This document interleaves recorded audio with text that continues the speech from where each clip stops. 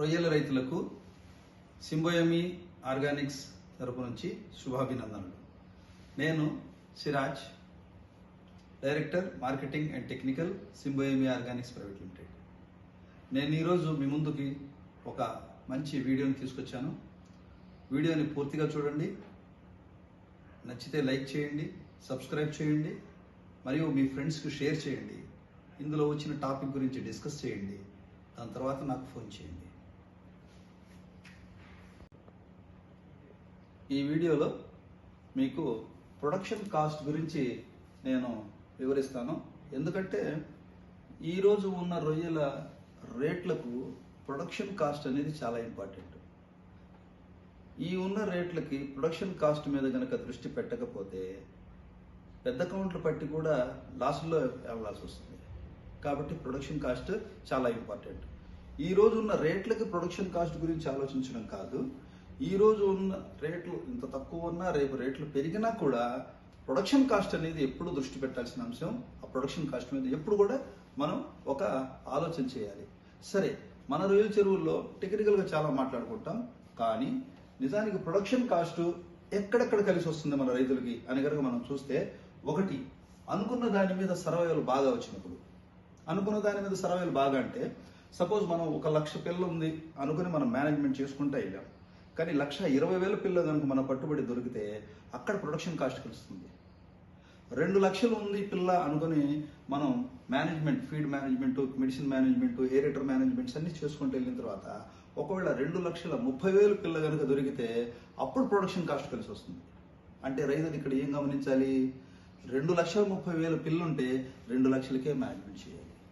Minimum 10 to 15% less చేసుకుని management చేయగలిగి జాగ్రత్తగా కనుక మేనేజ్ చేస్తే అప్పుడు మనకు ప్రొడక్షన్ కాస్ట్ కలిసి వస్తుంది.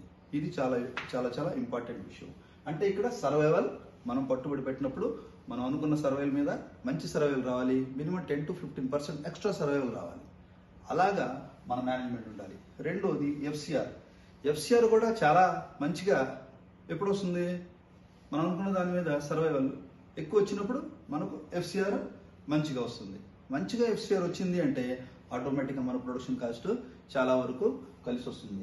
అలాగే క్యాలిక్యులేటివ్ మేనేజ్మెంట్, చాలా క్యాలిక్యులేటెడ్గా ఎన్ని రొయ్యలు ఉన్నాయి, ఎంత ఫీడ్ వెళ్తుంది, ఎన్ని రొయ్యలు ఉన్నాయి, ఎంత ఏరేటర్లు, మనం ప్రొబయాటిక్ వాడుతున్నాం, ఎంత కాస్ట్ ప్రొబయాటిక్ వాడుతున్నాం, మినరల్స్ వాడుతున్నాం, ఎంత కాస్ట్ మినరల్స్ వాడుతున్నాం, ఎప్పుడెప్పుడు వాడుతున్నాం, అసలు మినరల్స్ అవసరమా లేదా.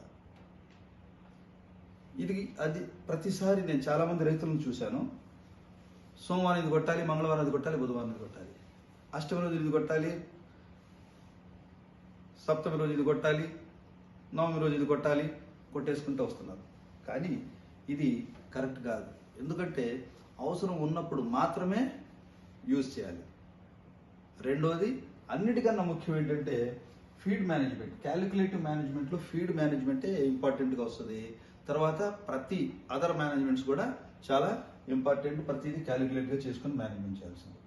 వీటన్నిటికీ మించి ఇవి ఎలా చేసినా హార్వెస్ట్ కనుక సరైన నిర్ణయం తీసుకోకపోతే, హార్వెస్టింగ్లో కనుక సరైన నిర్ణయం తీసుకోకపోతే మనం ఎన్ని మేనేజ్మెంట్లు చేసినా సరే మొత్తంగా ఫెయిల్ అయ్యే పరిస్థితి వస్తుంది. అందుకని సరైన హార్వెస్టింగ్ నిర్ణయం తీసుకోవాలి. సరైన హార్వెస్టింగ్ నిర్ణయం అంటే సపోజ్ ఒక చెరువు 1 వారంలో గ్రోత్ రాలా, 2వ వారంలో గ్రోత్ రాలా, దానికి ఇంకో మెడిసిన్ ఏదో పెట్టాలి, ఆ మెడిసిన్ ఏదో పెట్టాలి, ఈ మెడిసిన్ ఏదో పెట్టాలి అని చెప్పి దానికి మెడిసిన్స్ పెట్టి ఇంకొక 10 రోజులు వెయిట్ చేసే కన్నా కూడా హార్వెస్ట్ చేసేయడం అవుతుంది. హార్వెస్టింగ్ నిర్ణయమే చాలా ఇంపార్టెంట్. ఎప్పుడైనా రైతులు చేయాల్సిందల్లా ఎప్పుడు కూడా లాస్ వచ్చే చెరువుని తక్కువ లాస్తో బయటపడడం, ప్రాఫిట్ వచ్చేటప్పుడు ఎక్కువ ప్రాఫిట్ వచ్చేలాగా ఆ చెరువుని ఏర్పాట్లు చేసుకోవడం.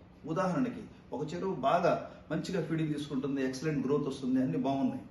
అలాంటి దానికి అవసరమైతే ఇంకో 2 HP ఏరేటర్లు ఎక్కువ పెట్టి దాని నుంచి ఎక్కువ ఈల్డింగ్ వచ్చేలా చేసుకోవాలి.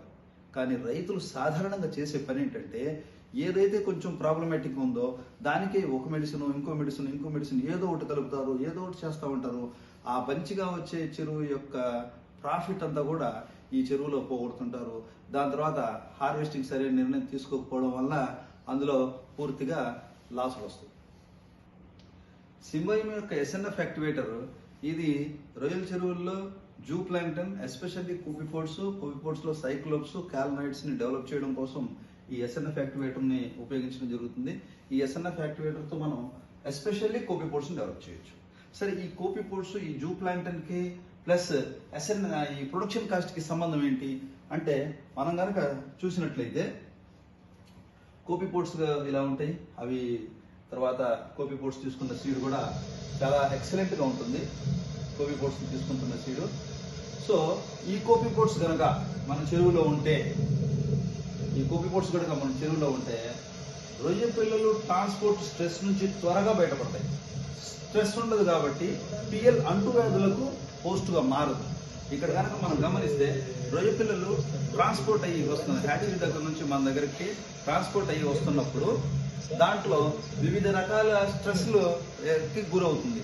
అలా స్ట్రెస్కి గురవుతున్నప్పుడు కంపల్సరీగా అది మన చెరువులో వచ్చిన తర్వాత ప్రాబ్లమ్స్కి, అంటే ఏదో ఒక అంటువ్యాధులకి హోస్ట్, విబ్రియోకో దేనికో దానికి హోస్ట్ అయ్యే అవకాశాలు ఉంటాయి. కానీ ఎప్పుడైతే మనం ఈ స్ట్రెస్ నుంచి రిలీజ్ అయిపోయిందో, ఎందుకంటే కోపీ పోడ్స్ ఉన్నాయి కాబట్టి ఆ కోపీ పోడ్స్ని తీసుకుంటుంది కాబట్టి అది తొందరగా స్ట్రెస్ నుంచి రిలీవ్ అయిపోతుంది.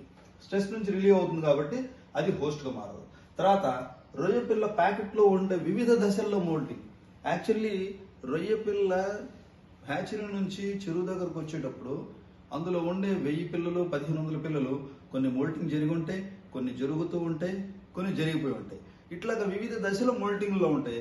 అవన్నీ వచ్చి మన చెరువులో పడంగానే, మన చెరువులో ఎప్పుడైతే ఈ కోపీ పోడ్స్ ఉన్నాయో అది తొందరగా ఆహారాన్ని తీసుకోవడం, త్వరగా ఆ యొక్క మోల్టింగ్ దశల నుంచి కోలుకోవడం, ఇమ్మీడియట్గా గొల్లకు బిగింపు రావడం, అలాగే ఆ మోల్టింగ్ స్ట్రెస్, ఆ కొన్ని కంప్లైంట్స్ నుంచి అది బయటకు రావడం వల్ల మనకు ఆటోమేటిక్గా 100కి 2-3 చనిపోయే పిల్లలు చనిపోకుండా సర్వైవల్ని పెంచుతుంది.